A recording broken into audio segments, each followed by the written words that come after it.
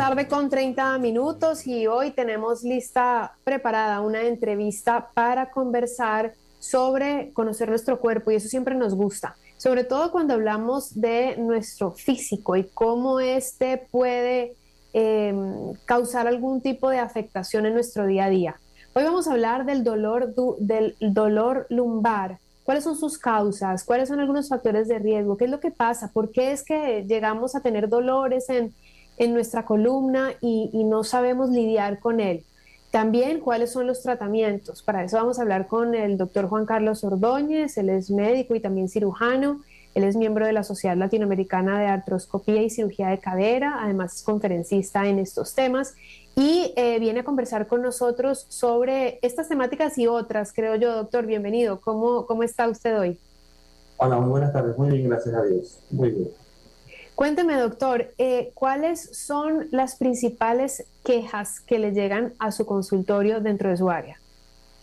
Bueno, yo diría que el dolor lumbar es hoy en día la causa más importante de consulta, ¿no? Sí, y de hecho con la pandemia se ha vuelto mucho más notorio, porque la pandemia cambió nuestros hábitos, ¿no? Hay mucha gente, y de hecho el- las oportunidades de trabajo que se han abierto, por ejemplo, en otros países, se deben en gran parte a que mucha gente no quiere volver al trabajo, porque ya está muy cómodo trabajando a distancia. Y dice, no, ¿para qué salir? Me quedo acá en mi casa. Pero eso genera mucho más sedentarismo del que ya tenían. Entonces, claro, se mueven menos, están en un ambiente cómodo, pero la silla no es la ideal, la computadora no es la altura ideal. Y con el tiempo, si pasamos muchas horas sentados, y esto resulta a veces hasta adictivo, eh, la columna comienza a reclamar. Sí, Entonces, precisamente antes de entrar a esta entrevista estábamos hablando sobre la fatiga virtual, sobre el cansancio que nos genera la virtualidad, estar 8 horas o más frente a un computador sin tener descanso, sin poder ni siquiera levantarnos a conversar con un colega porque no estamos en la oficina, sino que estamos aquí en nuestra casa, en nuestra oficina creada específicamente para eso. Y uno de los factores revisados por el Harvard Business Review era eso, ¿no? Que estamos demasiado tiempo sentados, muy sedentarios, con pocas posibilidades de movernos. Eso seguramente se ha puesto en evidencia en su especialidad. sí, eh, de hecho las hernias discales, que antes se veían con menos frecuencia, hoy generan más dolor. Es decir, la hernia seguramente ya estaba. Pero como ahora estoy más sedentario, mi masa muscular ya no es la misma, entonces el dolor es mucho mayor, el dolor es más frecuente. El asunto de estar sentado y no poder tener menos libertad de la que teníamos antes hace que tengamos tensión, que tengamos un estrés que no sentimos. Porque no sé si se han fijado los chicos que juegan play, ellos dicen, no, yo me siento bien jugando esto. Y ese es un tipo de estrés que no lo medimos. Este es un tipo de estrés porque produce adrenalina. Uno se siente bien, pero dormirse después de eso es bien difícil, porque uno Claro. queda, ¿ya? Entonces, esto es algo parecido. Esto es un tipo de estrés si bien la pandemia vino y entró y es una comodidad, deberíamos dosificarlo, deberíamos hacer pausas nosotros mismos, hacer pausas. De hecho, cuando yo tengo una reunión en Zoom, llega un momento que yo quito el video y me levanto algo porque tengo que hacer algo y, y bueno, yo sigo escuchando, pero pongo el video cuando yo tengo que intervenir. Pero, y aunque las normas del grupo en el que nos reunimos están en que no se debe apagar el video, yo lo hago por mi salud, no por faltarles al respeto, pero necesito hacerlo porque es algo que yo lo hago a diario en mi oficina. Yo lo hago diario en mi oficina y mi reloj me mide cuánto me he estado moviendo y me dice, bueno, al final del día, bueno, lograste la meta que debías cumplir. Eso creo que no lo estamos midiendo y creo que lo estamos moviendo mucho menos. Y como consecuencia tenemos más dolor. Claro, qué interesante lo que me dice del reloj, porque yo sí tengo un colega muy cercano que usa un reloj que le mide absolutamente todo y me parece chéverísimo porque es como empezar a leer el cuerpo, ¿no? Conocerlo. Antes de hablar de este tema, doctor, usted mencionó la hernia. ¿Nos podría explicar exactamente qué es una hernia y por qué se causa? Sí, bueno, no sé si le puedo compartir alguna imagen o no, no se puede. Sí, sí, yo creo que puede. Vamos a ver si Víctor nos ayuda. a que esto suceda. Mientras tanto, igual, doctor, nos puede ir Sí, ayudando con el concepto. los discos son unos colchones que están entre las vértebras y que tienen un gel que básicamente tiene agua, ¿ya? Es un gel, no tiene agua en sí, pero bueno, su componente principal es el agua. Y, su función es amortiguar. Cuando el anillo que tiene un ligamento se rompe, decimos que tiene una hernia. Cuando simplemente se abulta y se protuye o cambia de color, decimos que hay una discopatía, que el disco está ya enfermo. Pero cuando ya se sale y ese disco, eh, ese disco se movió y está topando algún nervio, entonces ese disco va a generar dolor. A veces no necesariamente tiene que ser muy grande la hernia, pero con que se mueva un poquito, ya el hecho del anillo periférico, ahora se sabe que tiene muchos nervios. Antes le decimos al paciente, no, esa hernia es muy chiquita, no te causa dolor. Hoy sabemos que el anillo tiene muchos nervios, es muy rico en nervios, y que el hecho de que ya esté enfermo el disco y de que se movió un poquito, genera mucho dolor. Y para colmo, si yo no me muevo, si yo no produzco endorfinas, si yo no hago cosas y no tengo hábitos incluidos en mi agenda, saludables, que yo sé que son saludables. He descubierto que la gente sabe qué es lo bueno y lo malo, pero no hace lo bueno, no adopta, no incluye en su agenda lo que le conviene. Entonces, por ejemplo, la gente sabe que el tabaco mata, lo dice la caja, pero sin embargo fuma. Claro. Entonces uno dice, bueno, no, es que a la gente le falta educación, y yo también estoy convencido ahora que le hay que educar más a la gente. La gente sabe, lo lee a diario. La gente cruza la calle sin mirar y sabe que el carro mata, pero cruza sin mirar, está distraída, está estresada, no está prestando atención a muchas cosas, y a veces nos olvidamos de escuchar a nuestro cuerpo. Y el cuerpo te idealiza con el dolor. Entonces, si te duele la espalda mucho tiempo o la columna lumbar, es porque algo está pasando. Tienes que acudir a un médico, tienes que acudir a un especialista que sepa de columna. A veces no alguien, aquí en nuestro país, acostumbramos a que, realmente no se acostumbra a que el paciente investigue quién es el médico, ¿ya?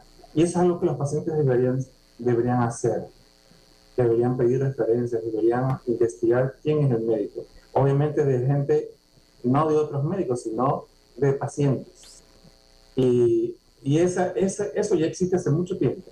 Esos foros donde la gente opina y da su opinión existen hace mucho tiempo. De hecho, uno recibe premios internacionales porque un foro de pacientes, que es una base de datos de organismos internacionales, le da la referencia a estos organismos de qué tan bien el doctor atiende a sus pacientes.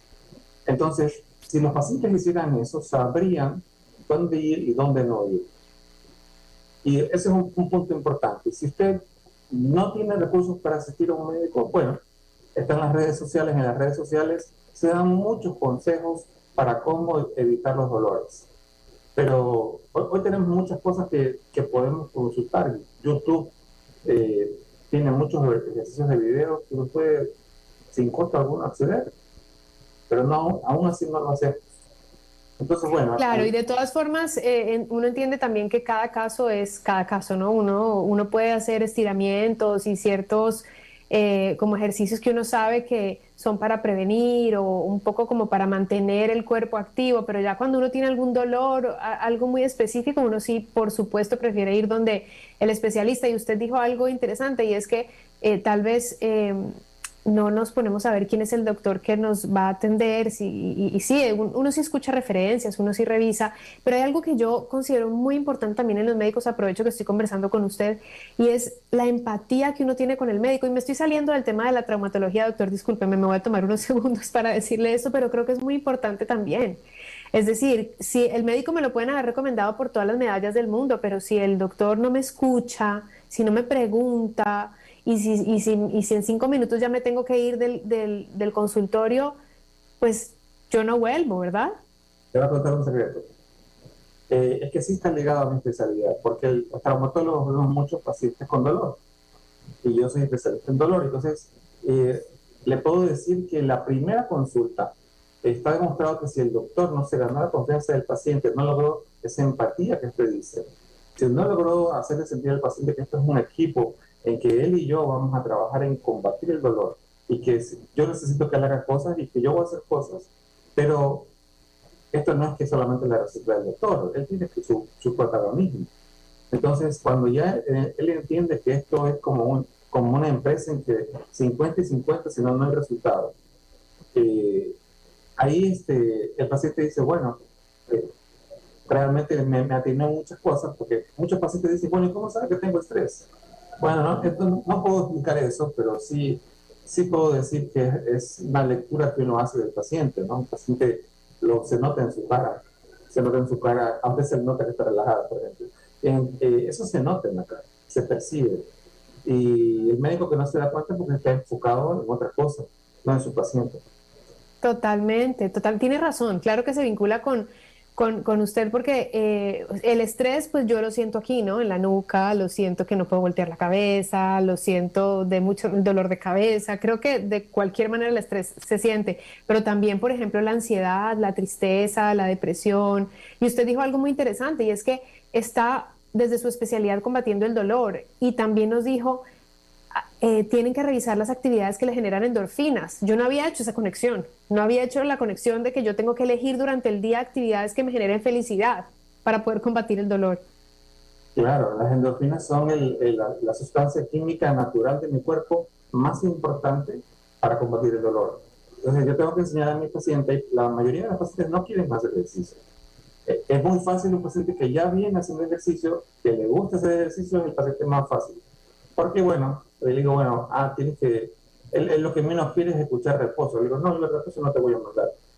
Pero el paciente que no hace, que está definitivamente en su mente ya la conexión dolor-reposo, eso es lo que tiene que hacer. Yo digo, no, el reposo te genera más dolor, tienes que moverte. No en exceso, pero te tienes que mover. Es una lucha que hay que conseguir hasta que uno consigue que arrancó, y digo, bueno, ahora sí podemos vernos más pausados porque ya conseguimos el primer paso que es que te muevas. Uy, yo creo que esto es como una especie de mezcla entre su especialidad y también entonces conocer un poco como de psicología del paciente también, saber, ¿será que este paciente tiene el perfil de ser dinámico? ¿Será que este paciente tiene el perfil de ser disciplinado para seguir esta rutina? Eso también influye, doctor, porque comenzamos hablando sobre dolor lumbar y terminamos hablando de muchas cosas. Es que es complejo. El dolor lumbar es multifactorial y tiene que ver lo que usted dijo, estrés, ansiedad, depresión. ¿Por qué? Porque el dolor en el cerebro está alojado al lado de las emociones. Y el paciente lo percibe el dolor, cuando el dolor es fuerte, como una emoción. El paciente está con ganas de llorar o con ganas de matar. Entonces, claro, cuando viene con el esposo o la esposa, le pregunta al paciente, le digo, ¿y usted tiene mal genio? Y el paciente dice, no. Y después dice, ¿cómo que no? Obvio que sí. Entonces dice, bueno, sí, a veces, sí, es que me hace poner mal genio. Entonces, bueno, finalmente termina admitiendo que está más irascible que lo normal. Pero porque tiene dolor. Dice, bueno, tengo dolor, no me siento bien. Obvio. Entonces, cambiamos el dolor. Y a las 2 semanas, cuando regresa con otra cara y me cuenta, me dice, es que, ¿sabes qué? Me dice, yo me negaba a tomar las pastillas, pero cuando comencé a tomarlas, dije, wow, así sí vale la pena vivir la vida. Porque Claro, y claro, como paciente también le pasa a uno que psicológicamente uno entra como en un estado distinto cuando ya sabe que está en tratamiento. Es decir, cuando yo ya sé que fui al médico, el médico me diagnosticó, me dio una ruta, una hoja de ruta de los próximos semanas, días, meses, tal vez. Entonces yo digo, ok, mi perspectiva es hacia la mejoría. O sea, mi camino está ya enrutado hacia mejorar, no esa incertidumbre de es que tengo miedo de ir al doctor, me duele mucho, pero no sé qué hacer y esto puede durar muchos meses, hasta años. Hay personas que evitan ir al doctor, ¿no? Entonces hay como mucha incertidumbre, pero la tranquilidad y claridad de que, bueno, ya estoy enrutada, creo que cambia todo también. sí, sobre todo ese paciente que no ha querido ir al doctor es el más complicado, ¿no? Porque viene convencido de que no me necesita, ¿no? Entonces él ya la sabe completa. Yo ya sé cómo combatir el dolor, doctor, si no que vengo porque ya casi que me obligan.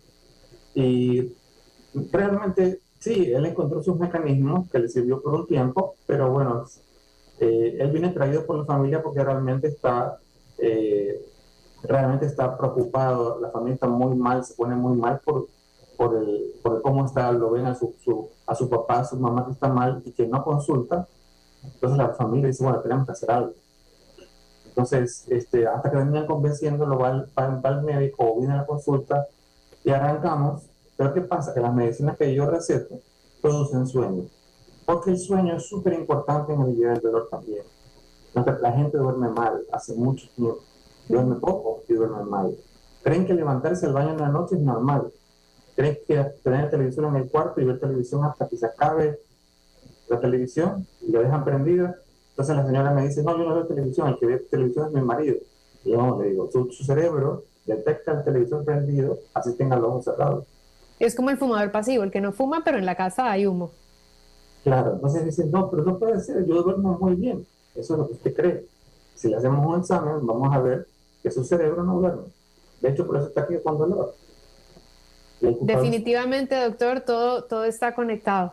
Me gustaría que para cerrar nuestra conversación nos ayudara con algunas recomendaciones, sobre todo prácticas del día a día para quienes estamos tal vez trabajando muchas horas frente a un computador, sentados mucho tiempo y pudiéramos evitar esos dolores lumbares. Bueno, ya hay un ejercicio muy simple que lo podemos hacer en la casa, que se llama plancha.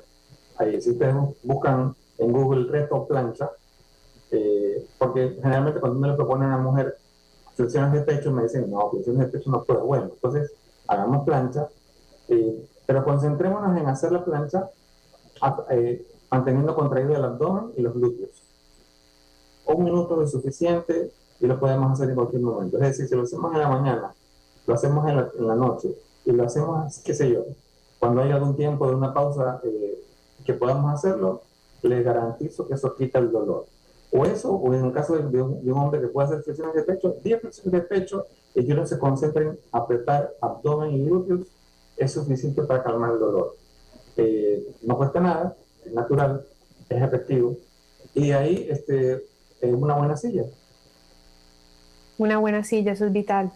Bueno, entonces vamos a poner en práctica la plancha. Yo soy amante de la plancha, me encanta, pero sé que 1 minuto no es poco, puede ser mucho para quienes están iniciando, entonces de repente puede ser progresivo, ¿no? Arrancando con 20 segundos, luego 40, luego completar el minuto. Plancha para que vayan poniéndose en metas cortas y bueno, se cansaron y ya cansan y siguen, pero no darse por vencidos. Esto es la lucha contra el dolor, que yo la vengo como paciente, la vengo dando hace mucho tiempo.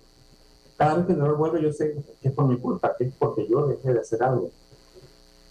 Está bien. Doctor, si alguien tiene más preguntas, ¿cuáles son los métodos de comunicarse con usted? Por favor, alguna red social y algún correo electrónico donde puedan seguirlo. Bueno, estamos en Instagram como traumapedix.es. Ahí van a encontrar el link por WhatsApp o enviar mensajes directos. Y ahí nos pueden hacer consultas directamente a WhatsApp. Eso es realmente la tecnología hoy día nos ha brindado muchos temas. Y en el futuro, el canal de YouTube, vamos a poner videos largos para que la persona que quiera realmente enterarse de todo el tema, pero en extenso, yo voy a poner links abajo en qué me fundamento, a quién seguir, a qué científico seguir. Eso va a estar en el futuro para que se puedan informar. Muchas gracias, doctor. Hoy hemos conversado con el doctor Juan Carlos Ordóñez. Él nos ha puesto a disposición su página Traumapedix EC, que la pueden seguir en Instagram, y también su canal de YouTube, que lo estábamos viendo ahora en pantalla, donde están entonces estos videos con consejos. Traumapedix en YouTube y Traumapedix EC en Instagram. Doctor, muchísimas gracias. Y bueno, empezamos hablando sobre dolor de columna y terminamos hablando sobre todo un poco, ¿no? Así que nos encontraremos próximamente en nuestro programa con una temática vinculada con su especialidad. Muchas gracias por estar aquí hoy. Gracias a ustedes.